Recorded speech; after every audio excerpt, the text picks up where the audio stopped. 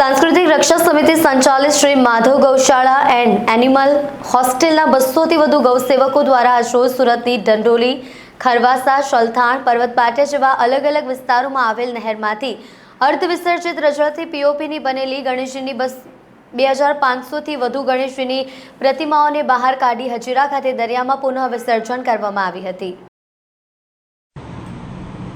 ઉધના વિસ્તારમાં આવેલા શ્રી માધવ ગૌશાળા એન્ડ એનિમલ હોસ્ટેલ કે જ્યાં બીમાર દિવ્યાંગ ગાય માતા અને અન્ય પશુઓની સારવાર થાય છે તે ગૌશાળાના 200 થી વધુ ગૌસેવકો દ્વારા આ કાર્ય કરવામાં આવ્યું।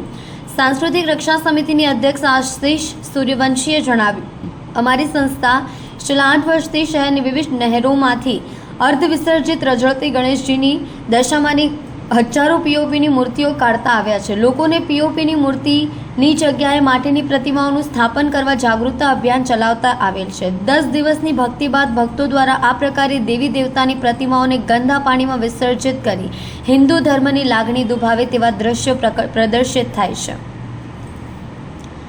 સંસ્કૃતિની રક્ષા માટે સાંસ્કૃતિક રક્ષા સમિતિ દ્વારા લોકોમાં જાગૃતતા લાવવા, પ્રશાસનને યોગ્ય કામગીરી કરવા, પીઓપીની પ્રતિમાઓ પર પ્રતિબંધ લાદવા વારંવારની રજૂઆતો તથા કાર્યક્રમો આપવામાં આવે છે। સુરત મનપા દ્વારા કૃત્રિમ તળાવો બનાવ્યા હોય છતાં સુરત પોલીસનો આ અને નહેરો નજીક ચુસ્ત બંદોબસ્ત હોવા છતાં પણ ના સમજ કહેવાતા ગણેશ ભક્તો દ્વારા તકનો લાભ ઉઠાવી પોતાની સરળતા ખાતર આ પ્રકારે ગણેશજીની મૂર્તિનું વિસર્જન કર્યું છે। આવા ભક્તોની વિનંતી છે, બાપાની સ્થાપના કરી યોગ્ય જગ્યાએ વિસર્જન ન કરી શકાતું હોય તો સ્થાપના જ ન કરવી।